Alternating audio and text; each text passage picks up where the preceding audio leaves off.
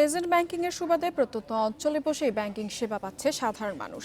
হিসাব খোলা, বেতন ও বিদেশ থেকে পাঠানো টাকা তোলার জন্য ছুটতে হচ্ছে না দূর দূরান্তে। তাই জনপ্রিয়তা বাড়ছে এজেন্ট ব্যাংকিং এর। গত এক বছরে এই সেবায় হিসাব বেড়েছে 115%।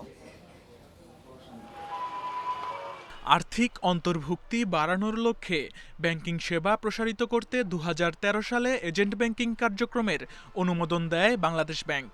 এরপর দ্রুত জনপ্রিয় হয়ে ওঠে এই সেবা। বিভিন্ন বাণিজ্যিক ব্যাংকের এজেন্ট হয়ে প্রত্যন্ত এলাকাগুলোতেও ব্যাংকিং সেবা দিচ্ছেন অনেকে। হিসাব খোলা, টাকা তোলা, জমা দেয়া, বিল পরিশোধের মতো সেবার জন্য ব্যাংকের শাখায় ভিড় করতে হচ্ছে না গ্রাহকদের। করোনার পরিস্থিতিতে অনেক ব্যাংকের শাখা বন্ধ থাকলেও খোলা ছিল এজেন্ট আউটলেট। এটা হতে আমাদের খুব সুযোগ সুবিধা বেড়ে গেছে, আমাদের সময় বেঁচে যাচ্ছে। আমাদের এটা কিন্তু সকাল ৮টা থেকে রাত 10টা পর্যন্ত চলে। ইভেন এমন যদি কারো খুব দরকার হয়, আমাদের অফিস আওয়ারের বাহিরেও আমরা এই সেবা দিয়ে থাকি। ব্যাংক খাত সংশ্লিষ্টরা বলছেন, এজেন্ট ব্যাংকিংয়ের মাধ্যমে স্বল্প খরচে প্রত্যন্ত এলাকাগুলোতেও পৌঁছে দেয়া যাচ্ছে ব্যাংকিং সেবা। এতে একদিকে যেমন ব্যাংকগুলোর পরিচালন ব্যয় কমছে, তেমনি তৈরি হচ্ছে নতুন নতুন উদ্যোক্তাও। আজকে সারা বাংলাদেশে আমি যদি ব্যাংক ব্রাঞ্চ করতে যাই, এটা কিন্তু অনেক কস্ট ইনভলভমেন্টের ব্যাপার আছে। সেখানে আমার রেন্টাল বাড়ি ভাড়া করতে হবে, আমার লোকজন নিয়োগ করতে হবে। পোস্ট কোভিডে কিন্তু সবাই চাবে যে কস্ট ইফেক্টিভ ওয়েতে কীভাবে কম খরচে গ্রাহক সেবা দিতে পারা যায়। বিশ্লেষকরা বলছেন, নতুন ধারার এই ব্যাংকিং সেবায় জমাকৃত অর্থকে বিনিয়োগে রূপ দেওয়াটাই এখন বড় চ্যালেঞ্জ। পাশাপাশি ঝুঁকি দিকগুলোতেও নজর রাখার পরামর্শ তাদের। মাইক্রো ফাইন্যান্সগুলোকে যদি এজেন্ট ব্যাংকিং এর সাথে যুক্ত করে দেওয়া যায়, তাহলে কিন্তু আরো বেশি বিনিয়োগ বাড়বে।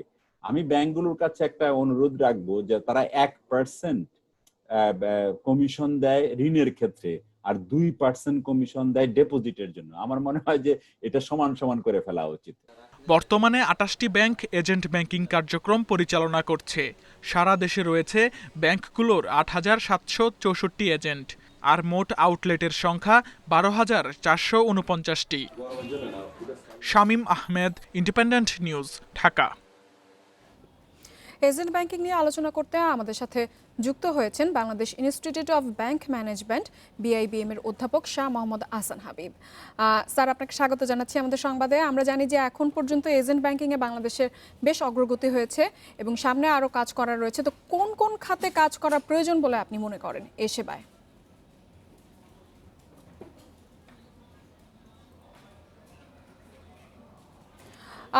স্যার, আমি একটু জানতে চাচ্ছিলাম যে এজেন্ট ব্যাংকিং এর ক্ষেত্রে তো আসলে অনেক অগ্রগতি হয়েছে বাংলাদেশে। তো নতুন এই ধারায় আর কোন কোন ক্ষেত্রে কাজ করা প্রয়োজন আরো এগিয়ে নেয়ার জন্য? হ্যালো, ওকে। আমার আমার মনে হয় আমি সাউন্ডটা শুনতে পাচ্ছি না। স্যার, আমি একটু জানতে চাচ্ছিলাম যে আবার যে এজেন্ট ব্যাংকিং এর ক্ষেত্রে কোন কোন খাতগুলোতে আমাদের কাজ করা উচিত এজেন্ট ব্যাংকিং এর উন্নয়নের জন্য? আমরা আমরা দেখুন, এজেন্ট ব্যাংকিংটা আসলে এই সময়ের সবচেয়ে বড় ইনোভেশন। তো এজেন্ট ব্যাংকিং যে হারে বাড়ছে, এটা রিমার্কেবল। বাট কিছু কিছু জায়গায় কিন্তু আমাদের অবশ্যই কাজ করতে হবে, কাজ করার সুযোগ আছে। যেমন প্রথমত, আপনি প্রায় ৯,০০০-এর মতো প্রায় ৮,০০০, ৮,৫০০-এর মতো এই যে এজেন্ট গুলো তৈরি করেছেন। সবাইকে কিন্তু আমরা এখনো সেইভাবে ক্যাপাসিটি ডেভেলপমেন্টে যে কাজটা, যে ট্রেনিং দিয়ে দেয়া। কারণ একটা ইম্পর্টেন্ট জিনিস কি, একটা এজেন্ট কিন্তু একটা ব্যাংকের রিপ্রেজেন্ট করছে।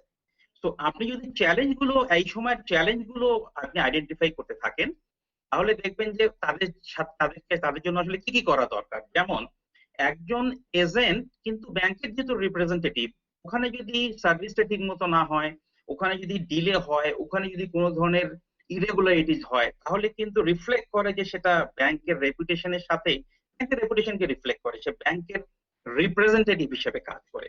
সুতরাং সবচেয়ে বড় যে কাজটা আসলে, একটা হলো যে এজেন্টদের সিলেকশনের সময় you have to be very very careful. আর সেকেন্ডলি, তাদের কিন্তু কন্টিনিউয়াস ক্যাপাসিটি ডেভেলপমেন্টের মধ্যে রাখতে হবে। একটা ইম্পর্টেন্ট জিনিস হলো, এজেন্ট ব্যাংকিং কিন্তু শ্যাডো ব্যাংকিং। শ্যাডো ব্যাংকিং কিন্তু ইলিগাল না, শ্যাডো ব্যাংকিং হলো লিগাল ব্যাংকিং। শ্যাডো ব্যাংকিং কিন্তু আনএথিক্যাল না, ethical in a sense. Shadow banking এর মাধ্যমে কিন্তু আপনি গ্রামের সাধারণ মানুষের কাছে পৌঁছানোর চেষ্টা করছেন এবং পৌঁছাতে পারছেন। কিন্তু তার মানে কি, যেহেতু সেটা শ্যাডো, মানে রেগুলার ব্যাংকিং রেগুলেশনের মধ্যে এটা নাই, তাহলে কিন্তু এটাকে মনিটরিং এর মধ্যে আপনাকে রাখতে হবে। না হলে সেটা কিন্তু আপনার রেপুটেশনের জন্য কোনো মানে একটা আহ, আহ, উম, আহ, ক্ষতিকর কোনো প্রভাব কিন্তু বয়ে আনতে পারে। যেমন ধরেন, এই রেগুলেশনটা যদি আবার সেন্ট্রাল ব্যাংক খুব স্ট্রিনজেন্ট রেগুলেশন করার চেষ্টা করে আপনার এজেন্ট গুলোকে, তাহলে কিন্তু দেখা যাবে যে এই যে ইজিলি আপনি উইমেনদের কাছে পৌঁছাতে পারছেন, 50% মতন অ্যাকাউন্ট আপনার মহিলারা কিন্তু এজেন্ট অ্যাকাউন্ট তারা হোল্ড করে, যেটা একটা রিমার্কেবল জিনিস। এখন তারা তাদেরকে যদি স্ট্রিনজেন্ট রেগুলেশনের মধ্যে আনেন, কড়াকড়ি নিয়মের মধ্যে আনেন, তাহলে কিন্তু এটার যে বেনিফিট সেটাই কিন্তু হয়তো মানুষ পাবে না। সুতরাং এটাকে রেগুলেশনের মধ্যে একদিকে যেমন আনতে হবে, আবার এট দ্য সেম টাইম কড়াকড়ি রেগুলেশনের মধ্যে যেন এত বেশি কড়াকড়ি না হয় যে এটার যে বেনিফিটটা, এটা যে কস্ট ইফেক্টিভনেস, সেটা যাতে আবার নষ্ট না হয়। সুতরাং এখানে বড় জিনিসটা হলো ক্যাপাসিটি ডেভেলপমেন্ট, বড় জিনিসটা হলো এটাকে মনিটরিং এর মধ্যে আনা, বড় জিনিসটা হলো ব্যাংক ম্যানেজমেন্ট নিজেই তাদের স্বার্থেই যেন এজেন্ট গুলোকে তাদের রিস্ক ম্যানেজমেন্ট ফ্রেমওয়ার্কের মধ্যে নিয়ে আসে।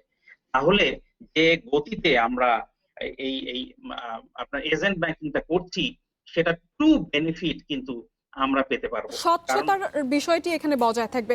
স্যার, আপনি যেহেতু এজেন্ট নিয়োগের ক্ষেত্রে বলছিলেন, আমি একটু জানতে চাইবো, এই এজেন্ট নিয়োগের ক্ষেত্রে কিন্তু আমরা বেশ সময় দেখা যায় যে আস্থাহীনতার একটি বিষয় থাকে, এই ক্ষেত্রে কি ধরনের উদ্যোগ নেওয়া যেতে পারে বলে আপনি মনে করেন? এজেন্ট নিয়োগের ক্ষেত্রে আমি তো একটা জিনিস মনে করি, ব্যাংকাররা কিন্তু এজেন্ট নিয়োগের ক্ষেত্রে তাড়াহুড়া করার কোনো কারণ নাই। আপনাকে স্থানীয় পর্যায়ে তার সম্পর্কে শুধু একটা ফর্ম ফিল আপ করলাম, উনি ইন্টারেস্টেড, এটা কোনো সাফিসিয়েন্ট কন্ডিশন হতে পারে না এজেন্ট নিয়োগের জন্য। বরং এজেন্ট নিয়োগের ক্ষেত্রে সেন্ট্রাল ব্যাংকের এজেন্ট ব্যাংকিং এর নর্মাল যে বেস্ট প্র্যাকটিসেস, যে গাইডলাইন গুলো আছে, সেগুলোর সাথে সাথে স্থানীয় পর্যায়ে তার রেপুটেশন, আর মানে অ্যাকসেপ্টেবিলিটি, এগুলো যদি আমরা না দেখি, তাহলে কিন্তু এজেন্ট একটা ফাইন্যান্সিয়াল ইনস্টেবিলিটির কারণ হতে পারে। এটা বেনিফিটের জায়গা, মানে বেনিফিটের থেকে ক্ষতির দিকটা বড় করে সামনে চলে আসতে পারে। সুতরাং এই যে আমাদের এজেন্ট ব্যাংকিং এর মাধ্যমে ফাইন্যান্সিয়াল ইনক্লুশনের যে সম্ভাবনাটা তৈরি হয়েছে বাংলাদেশে, এইটা যেন কোনো কারণে একজন, দুইজন, তিনজন, চারজন এজেন্টের জন্য ক্ষতিগ্রস্ত না হয়। That is very very important. সুতরাং এজেন্ট নিয়োগের ক্ষেত্রে স্থানীয় পর্যায়ের রেপুটেশন, তার ক্যাপাসিটি ডেভেলপমেন্ট করা, তার দায় দায়িত্ব গুলো যাতে সে পালন করে, সেজন্য মনিটরিং এর মধ্যে রাখা, এটা কিন্তু যতটা না সেন্ট্রাল ব্যাংকের দায়িত্ব, তার থেকে বেশি দায়িত্ব হলো যে ব্যাংকের এজেন্ট হিসেবে উনি কাজ করছেন। অর্থাৎ আমরা আশা করব যে এজেন্ট ব্যাংকিং সেবার ক্ষেত্রে যে ব্যাংকগুলো রয়েছে তারা তাদের স্বচ্ছতা এবং জবাবদিহিতা নিশ্চিত করবে। আহসান হাবিব, আমাদের সাথে যোগ দেওয়ার জন্য আপনাকে অসংখ্য ধন্যবাদ।